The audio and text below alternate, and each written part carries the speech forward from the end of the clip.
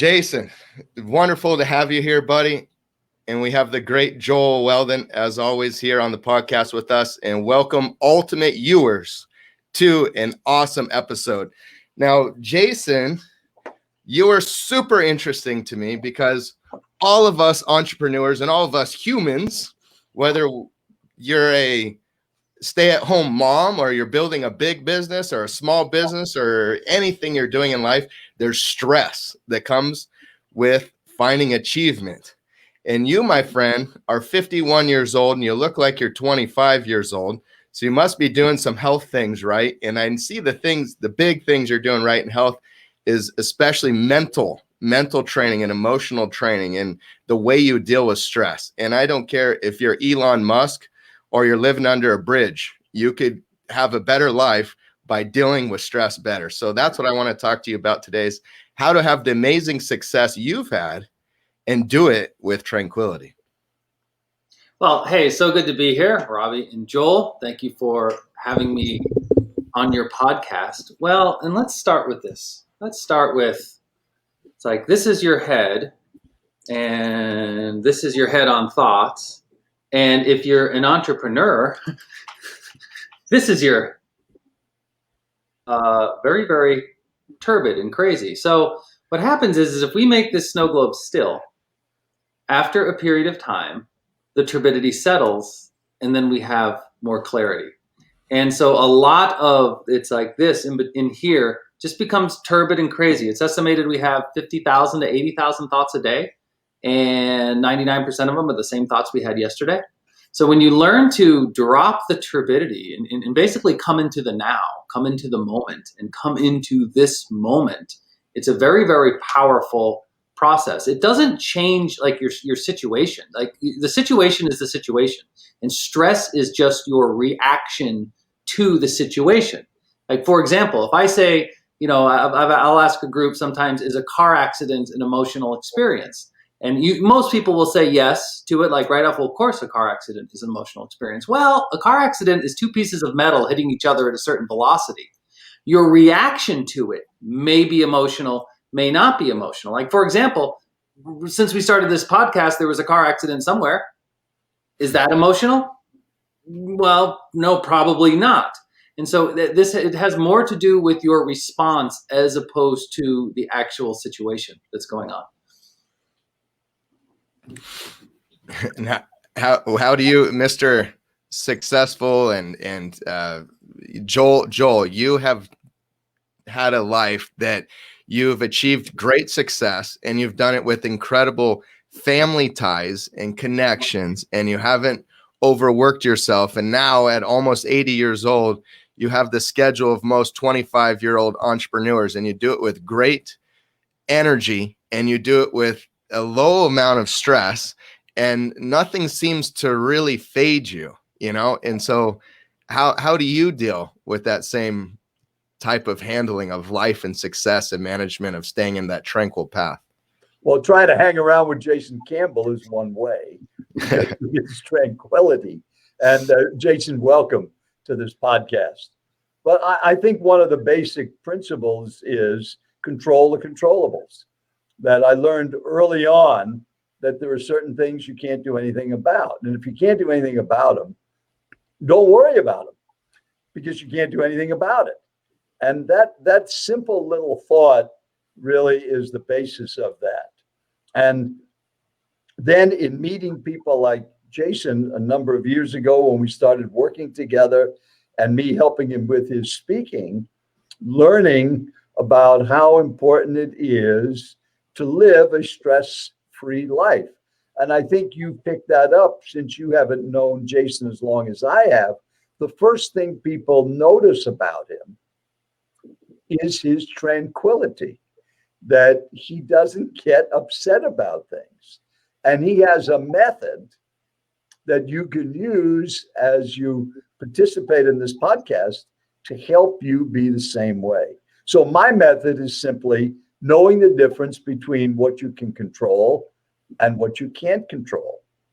And as an example, you use that car accident.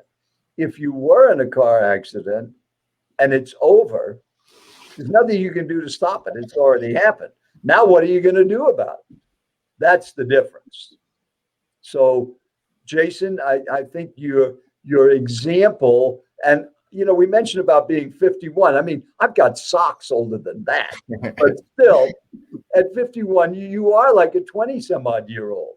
Physically, the things you do, how you move, and all the things you're involved in, and hiking and running and the physical activities and your martial arts, all of that is an example of how the body reflects what's going on in the mind. And so how do you do all of that, Jason? That's what the listener wants to know. How do they get the tranquility of a Jason Campbell? Well, I think the short answer is very masterfully. The long answer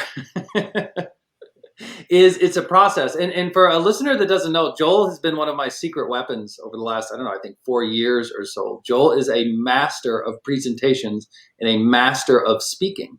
And so when I've had different presentations, I will show it to Joel beforehand. And he'll just take a little thing here, or something small, take something from the ending. And it's like the last 3% or 5% of mastery. And it's really, really, so, hey, a lot of gratitude to you, Joel. I'm a better communicator, a much better speaker than I was before I met you. And so, if we look at, we say, is stress good or bad? Well, stress is stress. I mean, and we could divide stress into two types of stress. We could say distress and eustress. Eu is in euphoria.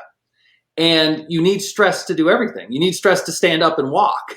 So I understand when we say stress, we usually think of distress. And a lot of times that's just being scatterbrained or back to having too many thoughts in your head and not having a method of having an off switch to the thinking. I mean, a lot of students and clients that I work with, even as silly as I say, as silly as, but as important as sleep, have a hard time sleeping because the voice in the head doesn't shut off. And so what we do is we just start with different tools to get the voice in the head to start off. And one of them, if we do this, let me grab a book here. If I still have it, do I have it? Yes, I do. It's a very old concept, okay? So if I say these three characters and what they mean, it's called Jing, Qi, and Shun. And what that means is matter, energy, and consciousness. And so we're made up of these three things. We're made up of matter, everything you can see, touch, and feel. We're made up of energy. Another word for energy is called Qi, but that's also breath. And emotions are considered energy because you can't, if I said, show me anger, well, you can't hold anger in your hand. You could show me an angry face. What does your face look like with anger in it? Okay, you could do that. But emotion doesn't, like, you can't hold it. You can't hold energy in your hand. It's like breath. And then there's also what we call, the last one is consciousness or spirit. And a very simple way of thinking of these three, like Jing, Qi, Shan, matter, energy, consciousness. If we have H2O, we would call it ice, liquid, and then vapor. So it's the same construct, just shows up in different ways. Okay, so what does that have to do with stress? Well, kind of like everything, because what happens is when we have tension, it goes somewhere. And everyone has tension. I mean, I have tension, and it just because if you say, and I have probably have more distress than it lets on, but I have a good way of managing it.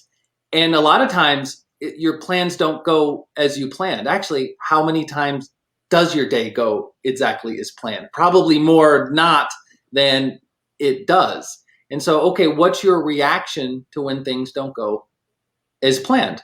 And then you can do a lot of things with that stress. That tension has to go somewhere. But what I also find with our members and and students, the easiest thing to start with is to start with the breath. That's the simplest, and that you get the fastest result is to start doing breath work and mindful breath work. Because I think it's 17,000 to 23,000 breaths a day. And the majority of those breaths are without mind. They are without intent. They are not deliberate. And it's all automatic. And you're just breathing so you don't die. That's what happens. But if you can get like deliberate in the inhalation and the exhalation, and there's a whole series of exercises of holding the out breath, holding the in breath. It's a very powerful process of like relieving that tension and putting you in the moment. And it's kind of like letting the steam out of the espresso maker. That's awesome. Yeah. And that's, so many gurus of mindfulness, of stress release, of health optimization, guys like James Nestor, who that's all they talk about, the journalists who heavily studied breath, is they talk about breath. One big question I have, and I think a lot of people have as they get into breath work, is kind of what happens in the body, right? And two is you have everything from the ice bath guy talking about breath work to deal with extreme cold temperatures. You do some breath work that's almost energetic and building of energy, and then there's stress release breath work, and then there's breath work we can do to increase our aerobic capacity without doing strong aerobic exercise. So let's talk about those different forms of breath work, and let's talk about what you have found, because you're an expert on the subject. How can people utilize that breath work to get the best results, and what is kind of the menu that's available to them for breath work? Well, the first thing I'll say is, for the most part, everything you mentioned is good. Like all the different systems, it's hard to go wrong, and it's not likely you're going to injure yourself doing breath work. Different than personal trainer. I mean, that's your expertise and the training and the physical, mastery of the physical body. And there's a lot of ways training can go wrong in the body. With the breath, not as much. So if you pick a system, and especially if a system starts to work with you, then definitely roll with it. But let's also look at how important breath is. Well, how long can you go without sleep? How long can you go without food? How long can you go without water? And then how long can you go without breath? Well, a lot longer than the other ones. The other interesting thing about breath is that when we lose weight, where does fat go? And the answer is it goes through the breath when you're expelling it. So, and breath mastery is many, many thousands of years old. I mean, a lot of the movements that we teach, I started over 30 years ago in practicing those. Back then it was considered a little strange and a little odd to be doing breath work. Now it's gone mainstream, which is super, super cool. And I do recommend the James Nestor book. And we all, met him at Genius Network. Really gracious guy. And I think his book is fantastic. And his book has exposed a lot of people that otherwise wouldn't get into breath work or see the importance of breath work into starting some type of process. And just to begin, I have a whole series of music, and I have soundtracks, and I have meditations, none of which I can play on this platform right now. we discovered that beforehand. StreamYards needs to upgrade its process for better audio, right? It's a little rough, but here we are. Is the first thing is just start with breathing through your nose, and just start by taking deep mindful breaths. That's it. We just go do this. Just inhale and exhale. And that was about 8 seconds that we just did, 4 seconds in or so, or 4 seconds out. And even if you just start with that, that's okay. And that just starts you regulating your breath, because when you react to something, or if you have, if you're emotional about something, if you have a lot of emotions running through you, the breath just starts to regulate it, is what it starts to do. Again, it doesn't solve the actual problem, but it helps you manage the problem with a clearer head. And there's a funny thing. Emotions are a funny thing, because we have a saying, and we have this saying called, I am angry, I am happy, I am this, I am emotion. Well, if you really think about it, that's actually not correct. Because if you say I am angry, like, really, your anger? I thought you were a little, dollop of the divine that gets to temporarily hang out in this big bag of flesh for so many years. That's actually what you are. You might have anger type energy running through you. So if you say, hey, I have anger energy running through me, or I am angry, that's a huge difference in language. And it's very, very different. And the truth is, you have anger type energy running through you. And if you think of it that way, or even use that language, there's a little bit of space between you and the anger.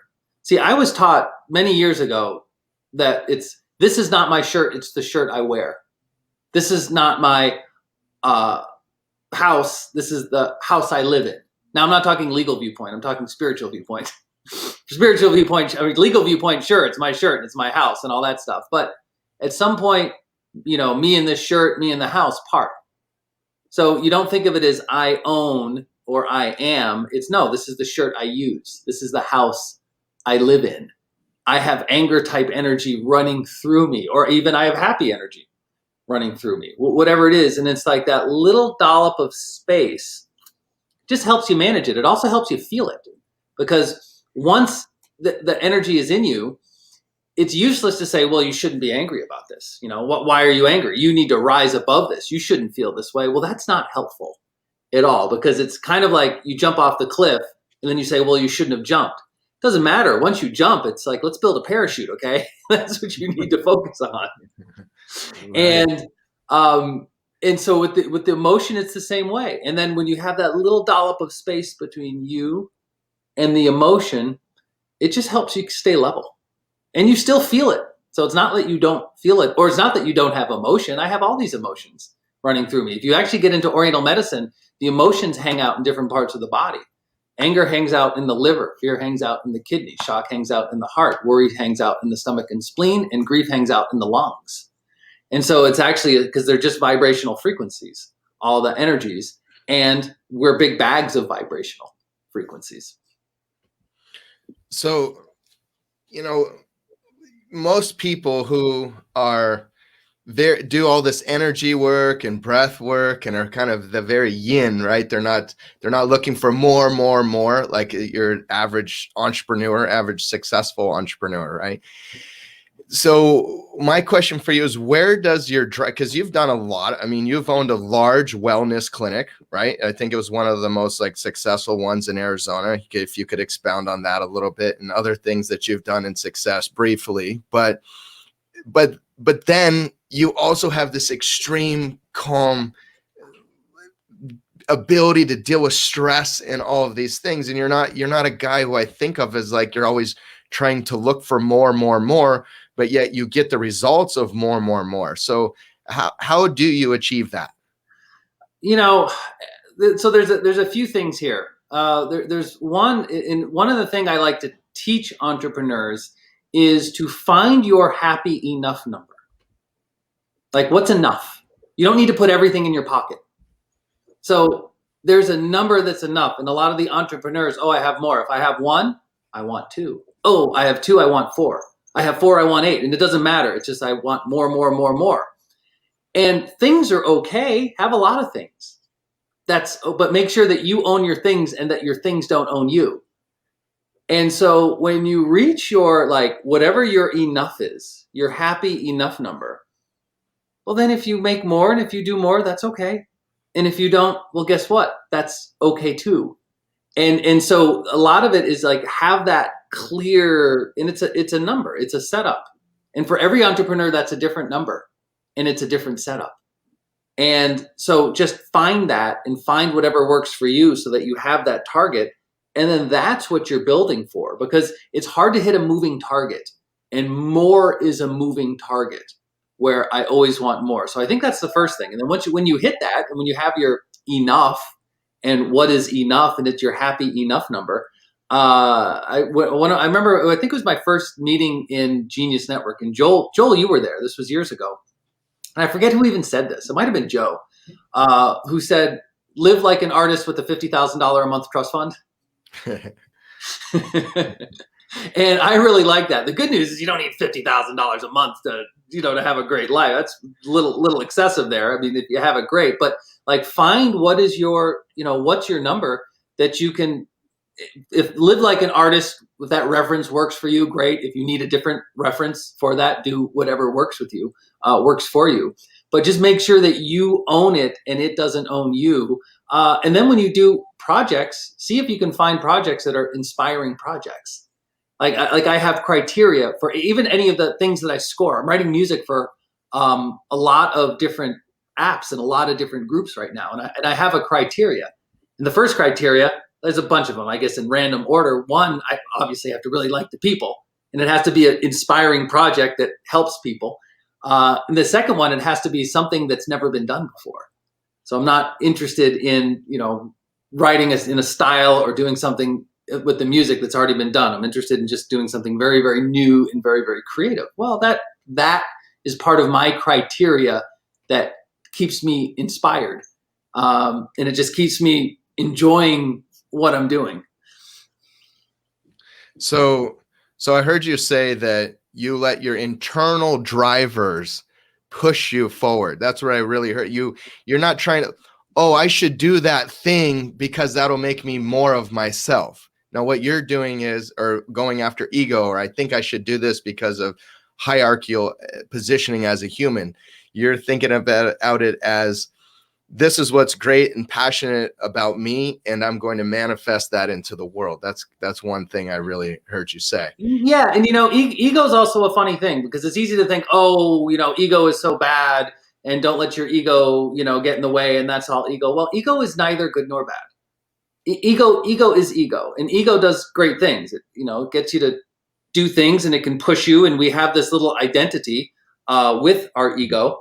I had one old Taoist teacher say to me decades ago, he said, Jason, don't be so worried about being at one with the universe. You have death and all of eternity to be at one with the universe. Enjoy your separateness.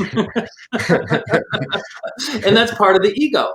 But the difference is ownership. So for example, if we said, let's go to the entrepreneurial world. If I say to a group of entrepreneurs, who here, if I asked your spouse, would say you're stubborn? Everyone would raise their hand. Every spouse would raise their hand. Maybe not the entrepreneur. But then if I said, okay, who here also feels like you're very determined? You're not making it in that room unless you have determination. So if we say, what's the difference between stubbornness and determination? Well, first, let's look at what they have in common. And what they have in common is an abundance of will and willpower. When you're determined, you own your will. When you're stubborn, your will owns you. And it's really that simple. And so it's the same with all these attributes. It's about ownership of them. And same with the ego. When your ego owns you, then it's just more and more and more. And I have to, how many likes did I get? How many this? Oh, what does everyone think? And you can really, really lose your mind to that. I mean, social media doesn't make you any happier. It does not. I think it turns your brain turbid. I'm about very, very little am I even on social media. I can't do the deep work that I do and be on social media all the time. It's like they're incompatible energies. Yeah. And so really it's just, it's ownership of it, and find out what where is your enough, and everything else, what someone else is enough or someone else doesn't even matter. There's also a very old saying that comparison is the thief of joy. Okay, it's like you like what you have until you see, oh, someone else has more. Oh, now I'm not happy with what I have anymore because I saw somebody on social media. Oh, they took a picture next to a plane. I need a plane. Very few people really need a plane. Okay, but and maybe nothing wrong with have a plane. Own a fleet of planes. Own 1 million planes. It doesn't matter. But just be careful of that trap of, oh, I have one, I want two, and just more, because it doesn't end. And so you just have to smile, and that's the ego that wants that. We call that chain the monkey to the tree, because you have this monkey mind that goes blah, blah, blah, blah, blah, and doesn't shut up. And a lot of times the monkey mind's not the nicest person on the planet. The monkey mind can be very, very mean. And so chaining the monkey to the tree is shutting the monkey up. Here's the problem. The monkey is a master locksmith. And no matter what you do to that monkey, it's going to escape. And it's going to come out and it's going to start talking to you and whispering to you. And a lot of the stuff it tells you is crazy, crazy stuff. And then you just have to smile, chain the monkey to the tree, or at least turn the volume down, and just know it's going to keep coming up. So you don't even take that too seriously. Don't take the voice in your head too seriously.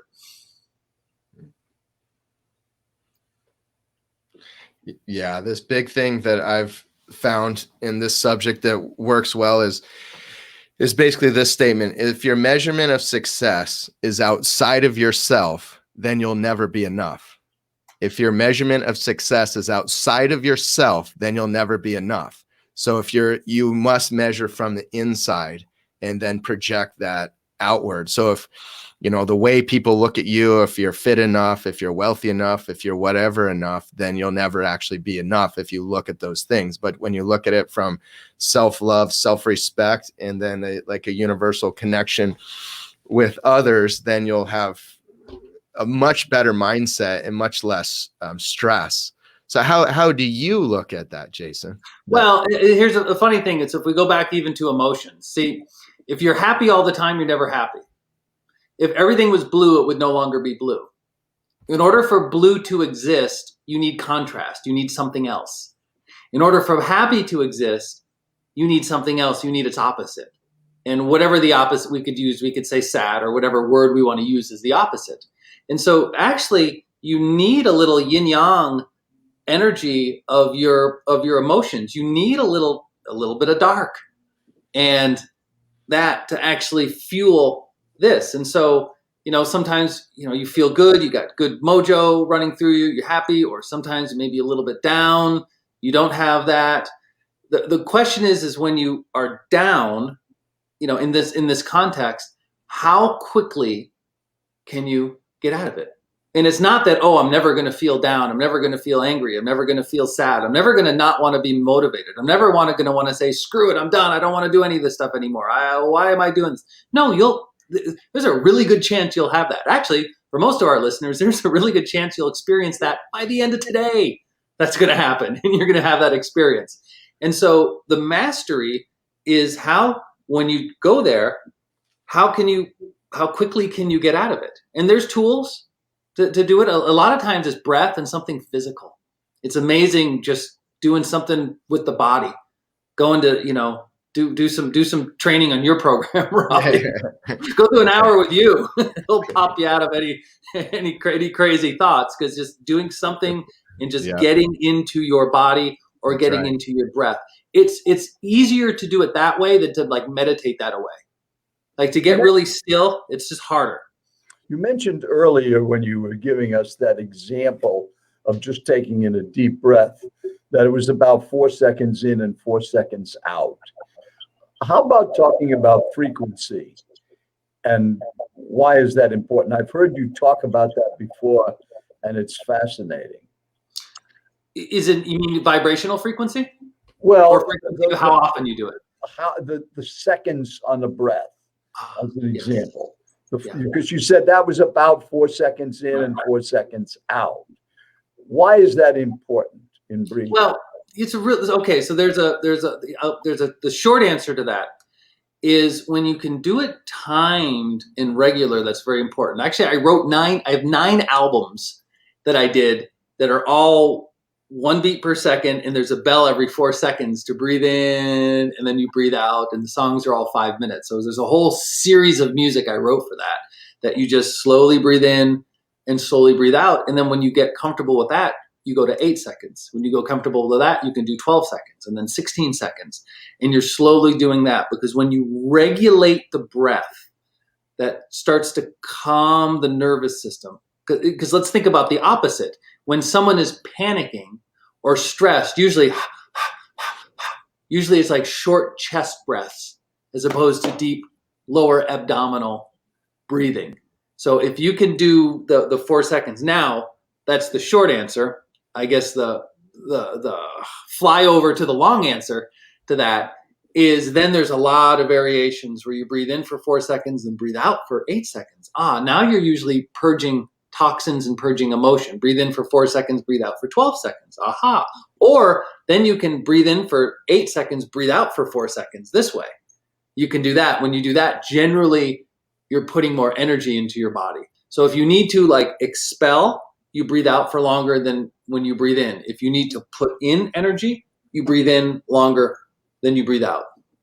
And then there's variations of holding the in breath and holding the out breath. There's a whole series of movements, but that's the very short answer to that. So the inhalation is energy producing, and the exhalation is really stress relieving. There you go. That's a good flyover, right? Which is why it's good to, like, if you're going to do some sayings or positive affirmations, you say that positive affirmation coming in, and then you visualize yourself letting go of whatever negative attachments you have. Yeah, right? That's actually really good. Yeah, and I like affirmations, because one of the good things of affirmations, there's affirmations, like this is all in English, so in your native tongue or the language we're talking, there's that. But there's also what's called mantra, and mantra is is you say something. I'll use. For example, there's a lot of mantras, but one very popular one's called Om Mani Padme Hum. And What was that? Say that again. Exactly. 6 syllables. Om Mani Padme Hum. Okay. And when you say that, Om Mani Padme Hum, Om Mani Padme Hum, there's a whole meaning and there's a whole teaching behind it, but it's not creating more thought. It tends to drop the thought. And if you say a type of mantra over and over again, it helps relieve thoughts, because it's almost like there's no room for more thoughts because you're saying the mantra. And that's a very, very good way to start to clear your head, different types of mantra. And you actually can say mantras without using your mouth, but just saying it in your head. You'd say like Om Mani Padme Hum, Om Mani Padme Hum. You just say that in your head and say that 108 times. There's actually a saying about that one mantra, is that all the teachings of the Buddha, the first Buddha Siddhartha, are contained in those 6 syllables. So just say those 6 syllables 10,000 times. Just do that. If you want to read the Noble Truths and the 8 Limb Path and all the Buddhist scripture, fine, read it. But you're better off just saying that mantra 10,000 times. Now, some scholars might get upset with that saying, but I found that to be very true. So what is the relevance of that 6 syllable saying versus another one? Oh my goodness. Well, here it is. Do we have another 4 hours to go on for this? They're all good. Any mantra is good because it keeps other thoughts out. That's when I wrote a whole album on that mantra. And that's just a very popular one. It's a very easy one. And we talk about, there's this concept called 5 elements: wood, fire, earth, metal, water, which is not literal wood, literal fire. It's the power of seeing patterns in wood and fire is a metaphor. So wood, fire, earth, metal, water is a metaphor. And all of those symbols have a vibrational frequency in them that bring in the elements. That's the real short answer to that. But any mantra is good that you're going to do. If you find there's so many of them, it's just good if it's not like a Sanskrit mantra usually, or something not in your language, because it doesn't create thoughts. That's why if you listen to meditation music in English or a language you understand, it's harder. It's easier to have an instrumental, or if there's vocals in some type of mantra, because it's not creating more thoughts in your head. We should talk about that before we close out, is those 5 elements, because this is something you talk about quite a bit, and you say that all life cycles have these 5 elements, right? And before we get into it, can you clarify, like, does that mean maybe the stock market has these 5 elements? Does that mean crypto has these 5 elements? Does that mean a relationship, a human, any animal? What can we say all has these 5 elements? Well, you start to get into stock market and crypto. I think you want to probably ask Patricia, that before you ask me that question. I'm sure you could find it, but I don't sit and study the crypto market and the stock market all the time. So I wouldn't be able to make that combination. Here's what that is. They figured this out thousands of years ago. Some say 10,000 years ago. I don't know. I wasn't there, but a long time ago. That there's this repeating pattern of 5 in nature. And that's just done through observation. Here's a good example. There's 5. And then we have, in Oriental medicine, we have 5 sets of organs. We go into, 5 emotions and 5 colors and 5 senses that we have. We have 5 vowels. We do, we count our hands. We now have the decimal system. And there's 5 musical tones. There's called a pentatonic scale. And so this just shows up everywhere. And so they gave them names, but it's more metaphor: wood, fire, earth, metal, water. And you can think of this as sprouting, flowering, fruiting, falling, rotting. So the wood is the sprouting, the fire is the flowering, the earth is the fruiting, the metal is the falling. And then this would be like the rotting and cycling back in to the sprouting. That's like one example of how that shows up. And then you have colors, green, red, yellow, like white and metal, and then blue and black. And then it cycles, then you have emotions. We have anger, shock, worry, grief, and fear, and then it cycles. So it's kind of like seeing the matrix. You see this one pattern of 5, and then you see it in shapes, and you see it, and you just see it everywhere. In popular music, I want you, I miss you, I need you, let's party, and social commentary. So there's generally 5 topics you get in most popular music, and then it's just a combination, and then it just cycles, and it moves about. So that's the power. It's kind of a weird word, elements, because when we think elements, we think like periodic table or periodic chart from high school. Right. So, maybe we could call it the 5 patterns or the 5 repeating patterns, 5 attributes, could be other ways of looking at it. And it's tricky because it's, we think wood, fire, earth, metal, water, and it's metaphor. All those words that we're using.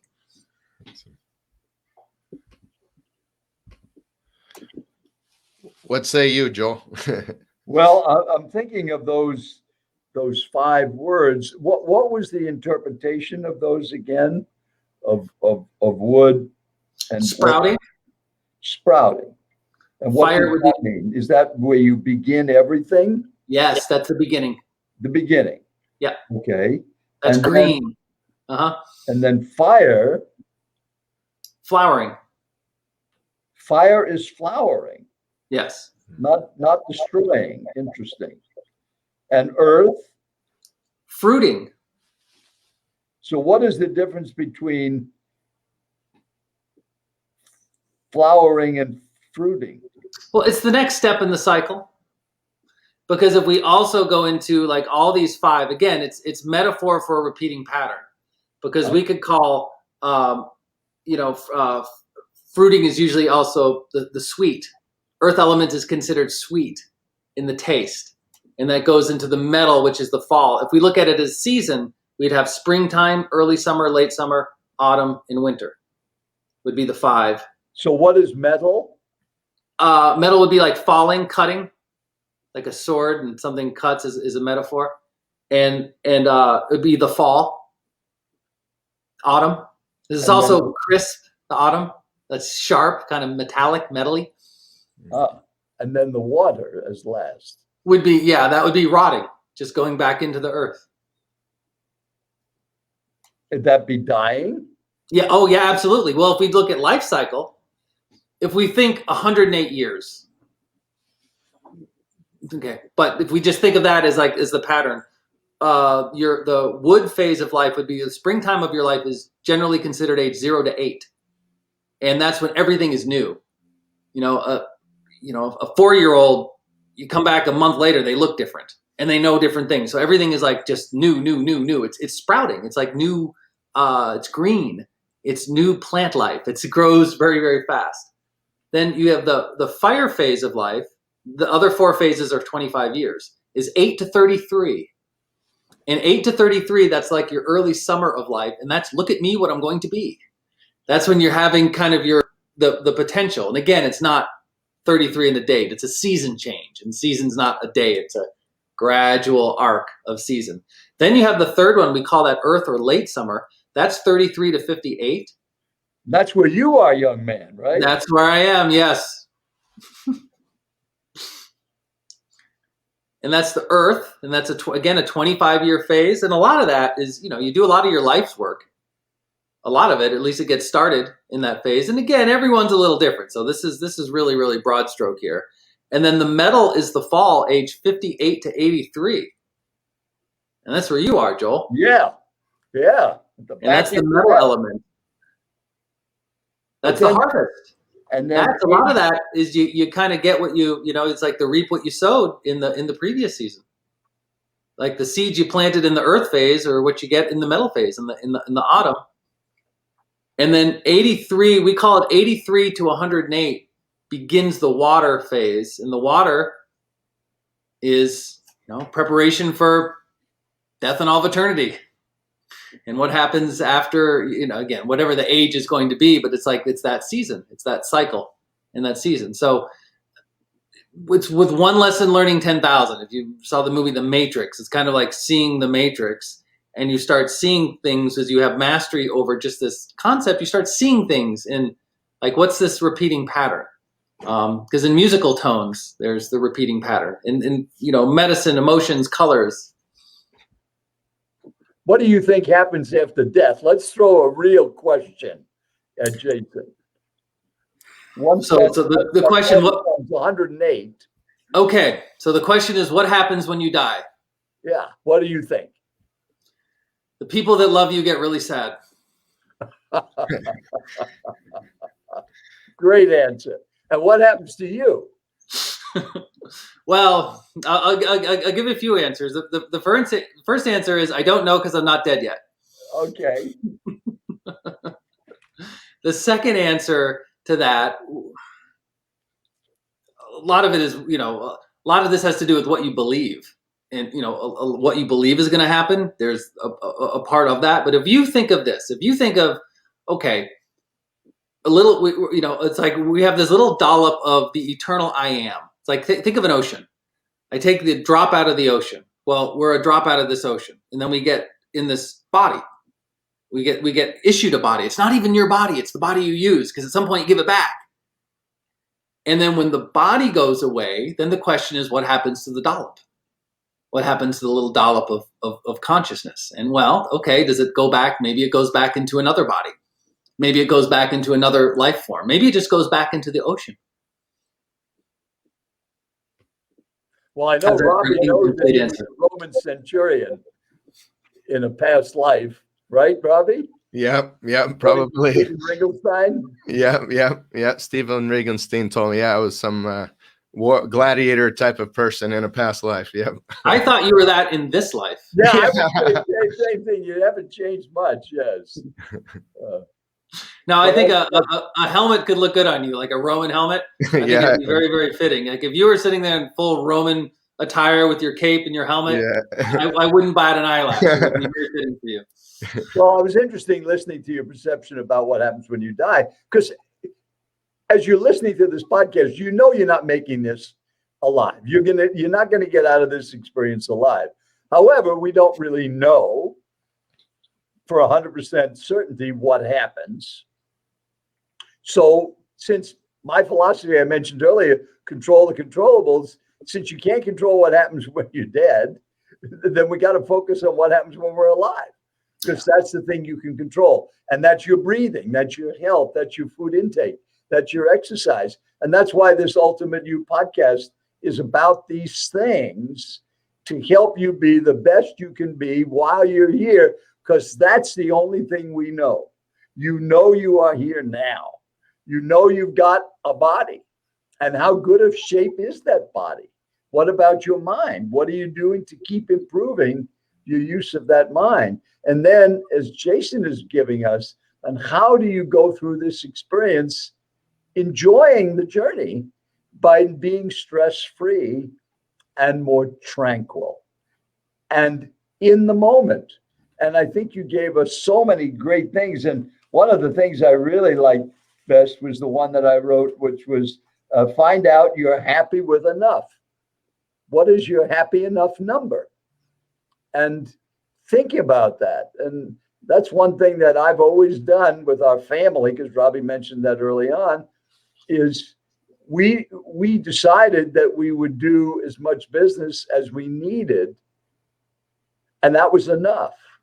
There was always more we could do, but we didn't need it. And of course, if you realize you only have 18 summers with your kids and then they're gone and grown, it's only those 18 summers you need to focus on. And then when they get older and grown, if you've done that right, they're going to be with you forever. So I know, Jason, and your family and your situation, how close you are, that's the difference. And it's being present. So, Jason, you've given us such great wisdom. I'm sure is there something Robbie should have asked you he didn't ask you? Oh my goodness. I think you covered it. What well, should you I know we're going to share some of your music on this podcast, because we can't do it in this format.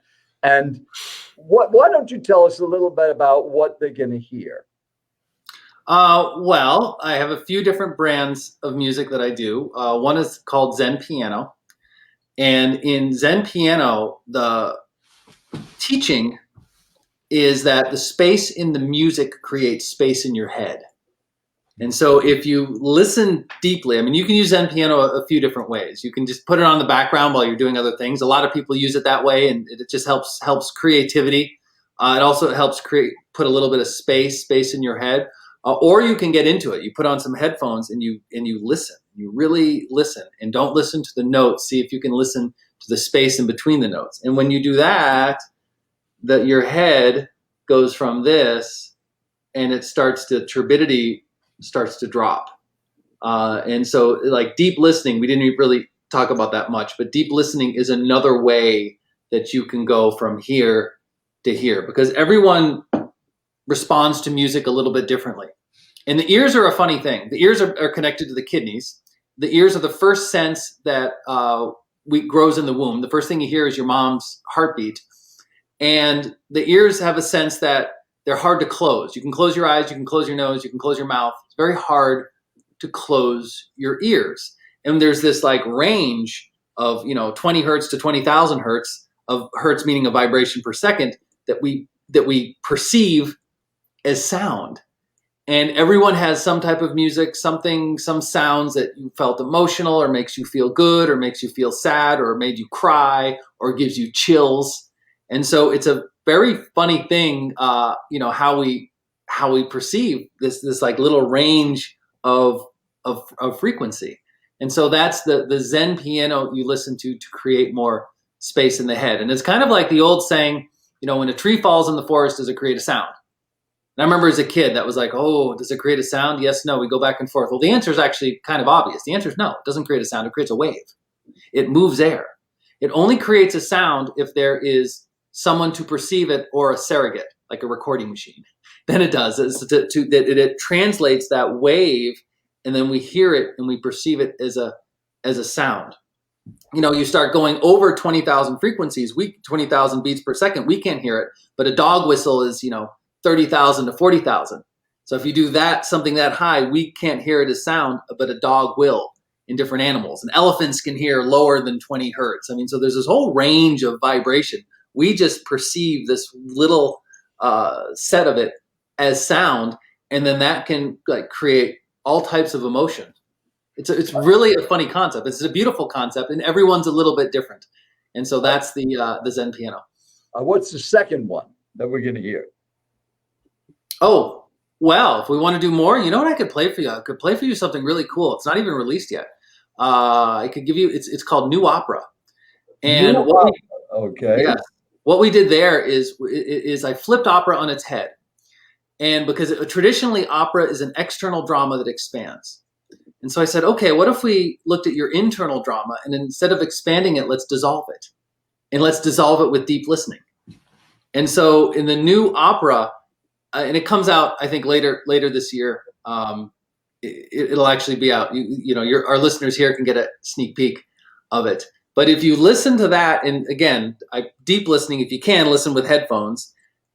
It's a 3-minute song, and see if you can listen to some of the silence and some of the space. And the singer that does this, her name is Asnev. She's unbelievable. She's beautiful. I mean, and I wrote her many parts. So some of these songs have 6 vocal tracks, 3 in each ear.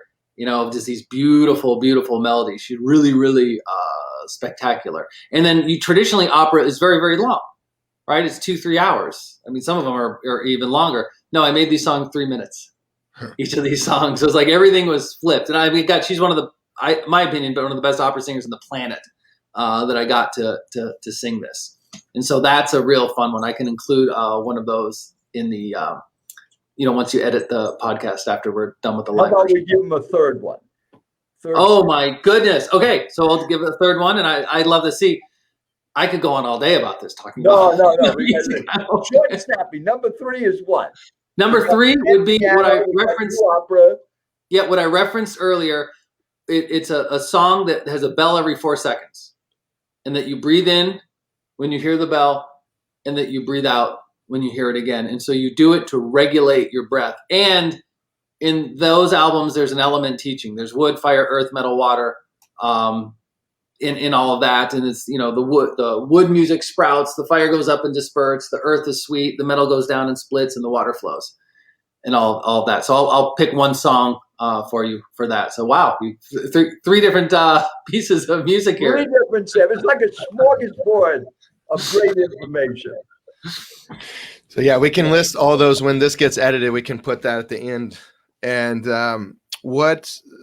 where can people find that if they want to just go right now and find that? Where would they go, Jason? Yeah, go to zenpiano.com. Okay. Yeah, they have all that. Zen Zenpiano.com, and then okay. everyonecanmeditate.org is another site that you can opt in, and we can send you some cool meditation. If you opt into the zenpiano.com, we send you a bunch of cool stuff. Fantastic. Awesome. I feel so much calmer. Yeah, we'll all just take a moment of silence now. Well, thank you, Jason. This is awesome content. Great to learn from you and to feel the energy of tranquility with you. Yeah, well, hey, thank you for having me on. I mean, and this was a lot of fun. I love this because it just forces us to talk for 30 or 40 minutes or so. Right, exactly. Now it's up to you to have a tranquil life and make it a great day.